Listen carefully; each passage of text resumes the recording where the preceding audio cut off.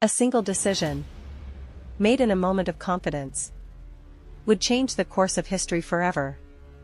Not because it was bold, but because it was delayed. And sometimes, history is not shaped by what we do, but by what we fail to do, in time. The year is 1683.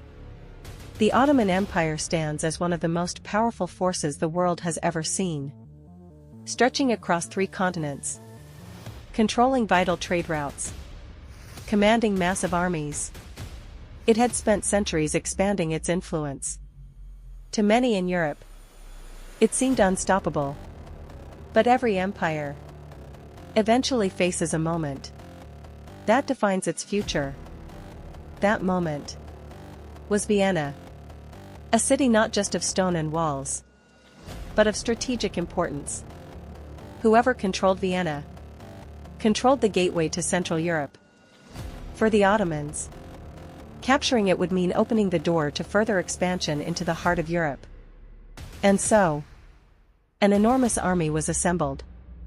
Leading this campaign was Kara Mustafa Pasha, the Grand Vizier of the empire. A man of ambition, confidence, and absolute belief in victory. He did not just want to conquer Vienna. He wanted to do it in a way that would secure his legacy forever. A clean victory, a controlled siege, a historic triumph. And so, instead of launching a full, immediate assault, he chose patience. The city would be surrounded. Supplies would be cut. Hunger would do the work. Vienna would fall without unnecessary losses. It was a strategy that made sense. On paper, it was perfect. And so, instead of launching a full, immediate assault, he chose patience. The city would be surrounded. Supplies would be cut. Hunger would do the work. Vienna would fall without unnecessary losses. It was a strategy that made sense. On paper, it was perfect. And so, instead of launching a full, immediate assault, he chose patience. The city would be surrounded. Supplies would be cut. Hunger would do the work. Vienna would fall without unnecessary losses. It was a strategy that made sense. On paper, it was perfect. And at the center of this growing resistance stood a man few had expected to change the outcome. King Jan III Sobieski of Poland. A skilled commander, known for his bold tactics and fearless leadership. He understood what was at stake, and he moved quickly. As the Ottoman army waited, the relief forces advanced, slowly, then suddenly. They were there, just outside Vienna. September 12th, 1683, the day everything changed, the coalition forces launched their attack.